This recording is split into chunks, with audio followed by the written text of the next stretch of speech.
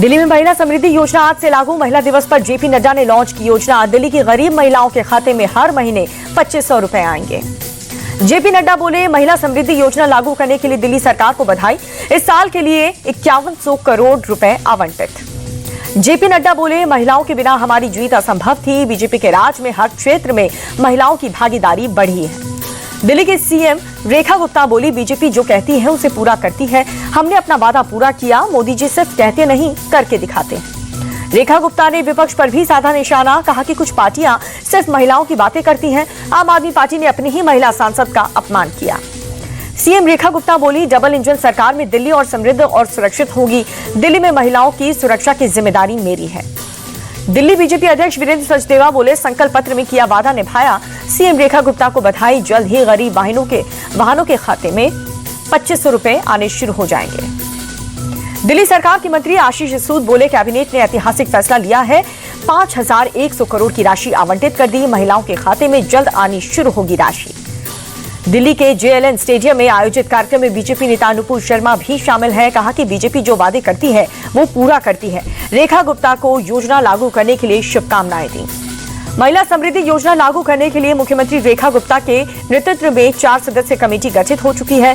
प्रवेश वर्मा, आशीष सूद और कपिल मिश्रा कमेटी के सदस्य हैं। महिला समृद्धि योजना को लेकर के आम आदमी पार्टी नेता और पूर्व सीएम आतिशी का बीजेपी पर बड़ा हमला। कहा कि खोदा पहाड़ निकली चूहिया, मोदी जी का वादा सिर्फ जुमला था। आतिशी बोली, प्रधानमंत्री ने कहा था 8 मार्च को महिलाओं के खाते में पैसे आ जाएंगे, लेकिन पैसे तो दूर, रजिस्ट्रेशन भी नहीं हुआ। मिला तो सिर्फ और सिर्फ 4 लोगों की कमेटी।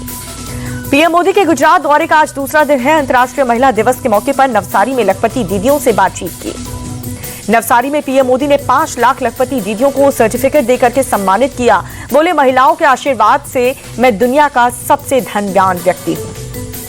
पीएम मोदी बोले, हर महिला को सशक्त करने के लिए सरकार के निरंतर प्रयास जारी हैं। हमारी हर योजना में नारी सशक्तिकरण की झलक है। गुजरात दौरे पर केंद्रीय गृह मंत्री अमित शाह सोमनाथ मंदिर में किए दर्शन, पूजा अर्चना भी की। गुजरात के अहमदाबाद में अपनी ही पार्टी को लेकर के राहुल गांधी का बड़ा बयान। बोले, कांग्रेस के बब्बर शेरों की कमी नहीं, लेकिन सब चेन से बंधे हुए हैं। राहुल गांधी बोले, पार्टी के आधे लोग बीजेपी से मिले हुए हैं। गुजरात की जनता बी टीम नहीं चाहती। अगर कुछ लोगों को निकालना पड़े तो निकाल देंगे। अहमदाबाद में राहुल गांधी बोले, गुजरात कांग्रेस में 2 तरह के लोग हैं, एक जनता के साथ, दूसरा जनता से दूर। अगर जनता से जुड़ना है तो दोनों ग्रुप को अलग करना होगा। राहुल गांधी के बयान पर सुधांशु त्रिवेदी का तंज। बोले कि अब अपने लोगों पर भी दोषारोपण करने लगे हैं राहुल।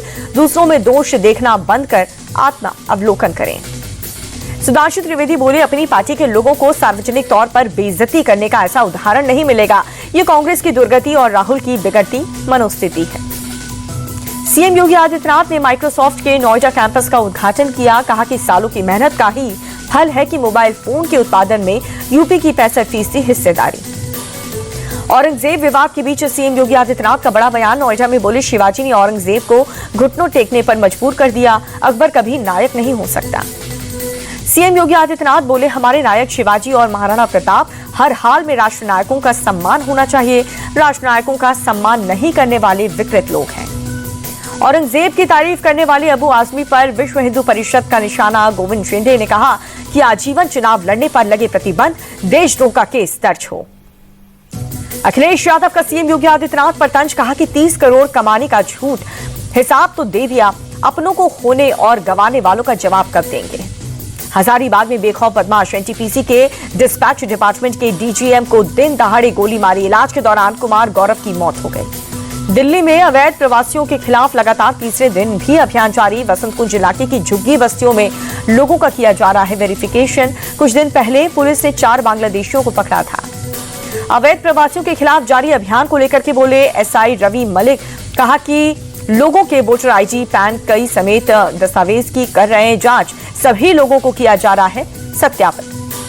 अलीगढ़ मुस्लिम यूनिवर्सिटी में होली खेलने को मिली इजाजत, जहां पर 13-14 मार्च को छात्र एनआरएससी हॉल में खेल सकेंगे होली। रायसेन में मखनी गांव में 7 परिवारों को वक्फ बोर्ड ने दिया नोटिस। अपनी जमीन बता करके 7 दिन के अंदर खाली करने के लिए कहा। मध्य प्रदेश में धर्मांतरण और महिलाओं से दुराचार पर सीएम मोहन यादव का बड़ा ऐलान। कहा कि ऐसा करने वालों को फांसी की सजा तक पहुंचाएंगे। बिहार की पूर्व सीएम राबड़ी देवी बोली, एकजुट होकर के बिहार में आरजेडी की सरकार बनाए। जो वादे और घोषणाएं कर रहे हैं उन्हें पूरा करेंगे। तो नीतीश के बयान पर बोली, हमें कीचड़ में नहीं जाना है। हैदराबाद में 850 करोड़ रुपए के फाल्कन घोटाले मामले में ईडी का एक्शन। मामले में जुड़े एक प्राइवेट जेट को एयरपोर्ट से किया गया जब्त। बहराइच में पुलिस और पशु तस्कर के बीच मुठभेड़ हुई। तस्कर के पैर में गोली लगी। 4 मार्च को जरवल में हुए प्रतिबंधित पशु की हत्या का आरोप था।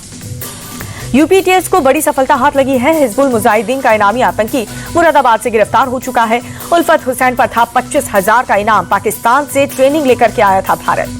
चैंपियंस ट्रॉफी में टीम इंडिया की जीत के लिए दुआओं का दौर शुरू हो चुका है। लखनऊ की ईदगाह मस्जिद में नमाज पढ़कर के मांगी गई दुआ। कल न्यूजीलैंड से फाइनल में भिड़ेगी टीम इंडिया। सहारनपुर में दलित युवक की बारात रोके जाने पर विवाद। मुस्लिम बाहुल्य इलाके से बारात निकाले जाने पर विरोध। पुलिस और बजरंग दल के कार्यकर्ताओं ने बारात को शांतिपूर्ण निकाला।